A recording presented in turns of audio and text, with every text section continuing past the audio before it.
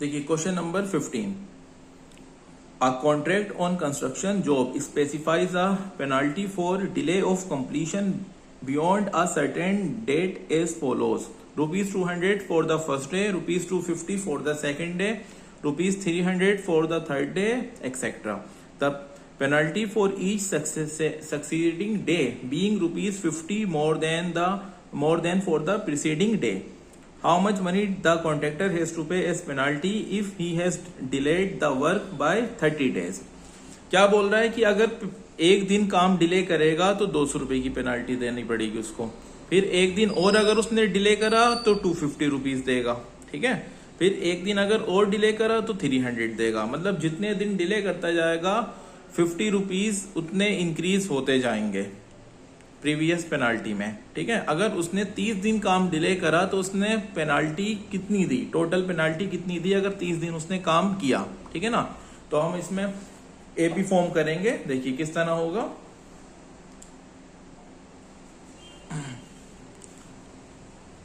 देखिए first day के लिए 200 रुपीज देगा, ठीक है, प्लस सेकेंड डे के लिए 250 देगा, थर्ड डे के लिए 300 देगा एंड सो ऑन चलता जाएगा। तो फर्स्ट टर्म हो जाएगी 200, डी निकालेंगे second term minus first term, 250 minus 50, 250 minus 200 equal 50, ठीक है। और एन की वैल्यू कितनी है 30, क्योंकि 30 दिन अगर उसने काम डिले करा है तो कितने पैसे देगा, कितनी पेनाल्टी देगा, तो एन इक्वल कितना है 30।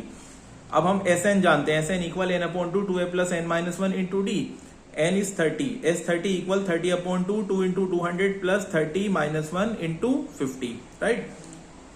30 को 2 ने डिवाइड करा 15 आएगा, 200 की 2 से मल्टीप्लाई करेंगे 400, 30 में से 1 जाएगा 29 की मल्टीप्लाई 50 से कर देंगे, ठीक है ना। तो 1450 आ जाएगा। 400 में 1450 ऐड करेंगे तो हमें मिलेगा 1850, राइट। 1850 की मल्टीप्लाई 15 से कर देंगे तो क्या मिलेगा 2750। मतलब 30 दिन की पेनाल्टी रुपीज 2750 देनी पड़ेगी उसको। आया समझ में। हमने क्या करा, सबसे पहले एपी फॉर्म कर ली, क्योंकि इसकी जो पेनाल्टी थी उसका सीक्वेंस जो जा रहा था एपी के फॉर्म में जा रहा था, 200 रुपए, फिर 250, फिर 350 रुपए बढ़ते आ रहे थे। तो हमने देखा ये सीक्वेंस जो है एपी का है, एपी बना के हमने S30 निकाल लिया। आया समझ में। अब नेक्स्ट क्वेश्चन देखिए, क्वेश्चन नंबर 16। क्वेश्चन नंबर 16 में देखिए क्या बोला है।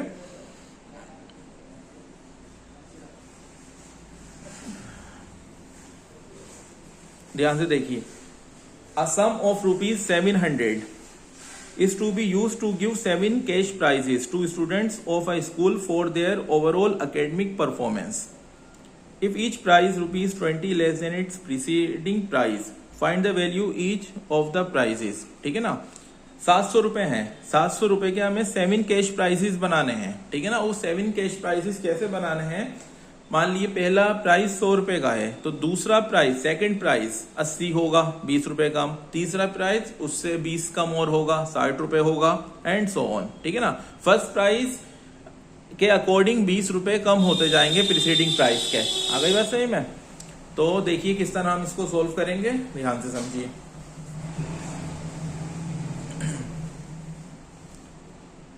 सम, टोटल अमाउंट यानी सम, एस एन कितना दे रखा है 700, कितने कैश प्राइजेस बनाने हैं हमें 7, तो एन इक्वल 7 आ जाएगा।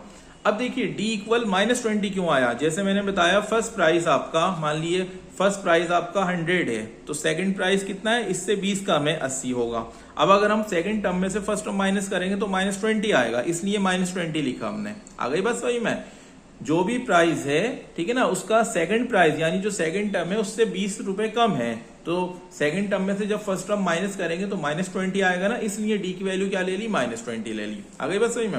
अब हमने एस एन का फॉर्मूला लगाया, S N equal N upon 2a plus N minus 1 into D. S N is 700 equal N is 7 upon 2 into A निकालना है हमें, तो 2a एज इट इज लिखा plus 7 minus 1 into D is -20। 7 multiply से इसके divide में जाएगा और 2 डिवाइड में है तो इसके मल्टीप्लाई में चला जाएगा। ये होगा 700 अपॉन 7 मल्टीप्लाई बाय 2। 700 को डिवाइड करेगा तो 100 आ जाएगा, 100 की मल्टीप्लाई 2 से कर लेंगे, ठीक है।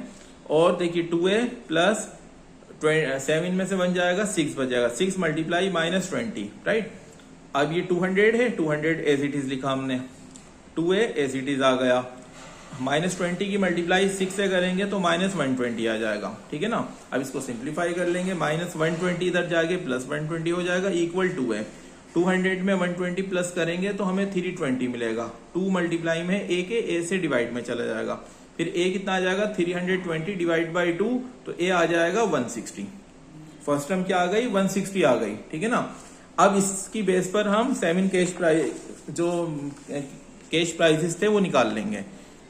तो क्या हो जाएगा देखिए, देयरफॉर 7 कैश प्राइजेस आर, पहला price first term a, second price a plus D, second term a plus D होती है, third term a plus 2d जो AP बनाने का फॉर्मूला होता है। फोर्थ प्राइस हो जाएगा a plus 3d, fifth one is a plus 4d, six one is a plus 5d and seven one is a plus 7d। तो ये 7 cash prices हैं, ठीक है ना। हमारे पास a भी है, हमारे पास d भी है, हमने a और d की वैल्यूज लगाई यहाँ पे।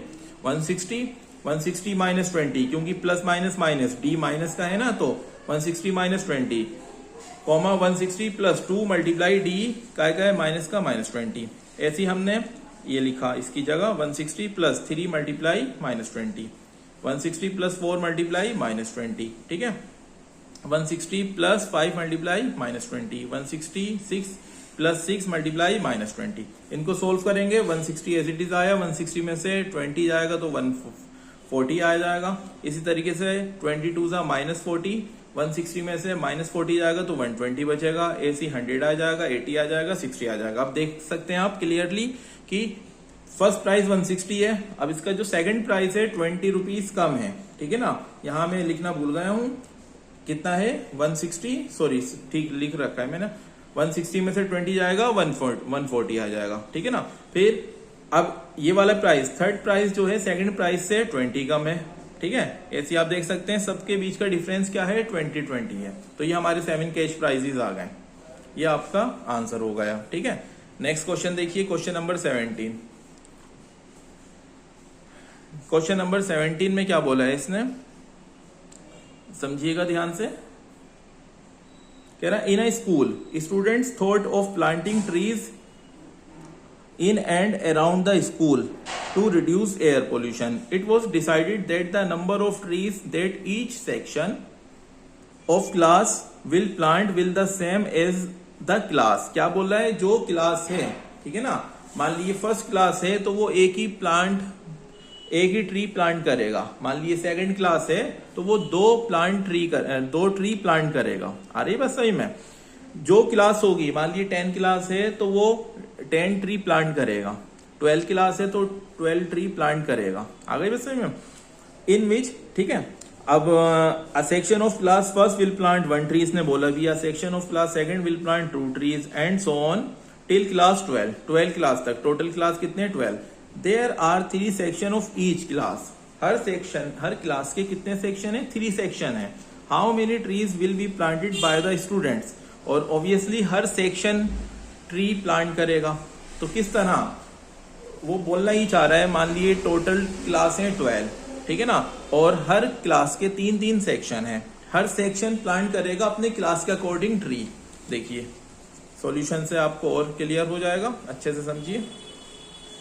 देखिए हमने यहाँ लिखा क्लास, यहाँ लिखा सेक्शन, यहाँ लिखा टोटल ट्री।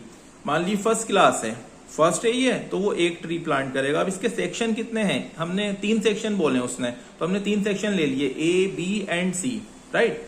अब हर section class first 1 tree plant करेगा ना, तो A सेक्शन भी 1 प्लांट लगाएगा, B सेक्शन भी 1 ट्री लगाएगा, C सेक्शन भी 1 ट्री लगाएगा।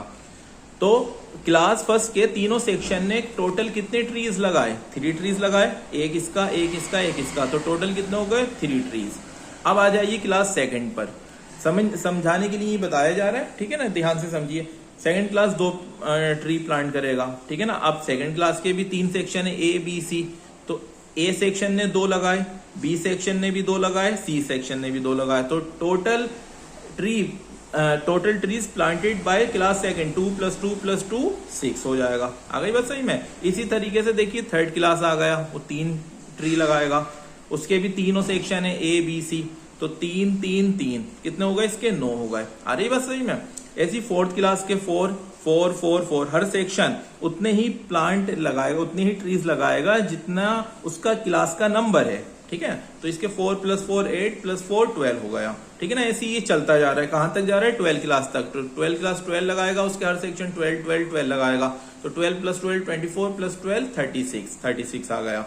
तो अब हम इससे एपी क्या बन रही है हमारी, देयरफॉर एपी इज 3 + 6 + 9। देखिए ये आई यहां से 3 + 6 + 9 + 12 and so on up till 36 तक जाएगा, ठीक है ना। तो 3 प्लस क्यों लगाया, क्योंकि इन सबका सम करना है हमें, टोटल ट्रीज निकालना है। 3 + 6 + 9 + 36, राइट। अब सिंपली a इक्वल हो जाएगा 3, d इक्वल भी 3 हो जाएगा, a base n last term दे रखी है 36, a बेस n 36 दे रखा है। पहले हमने nth टर्म के फॉर्मूले से a base n 36, a is 3 + n - 1, d is 3, यहां से n निकाल लिया। n कितना आया, n आएगा सिंप्लीफाई करके 12, n की वैल्यू 12 आ गई। अब हम क्या निकाल लेंगे, S12 निकाल लेंगे। S12 = 12/2 2a + n - 1 × d। इनकी वैल्यूज हमने सब लगाई, यहाँ पे n की वैल्यू लगाई, a की वैल्यू लगाई और d लगाया।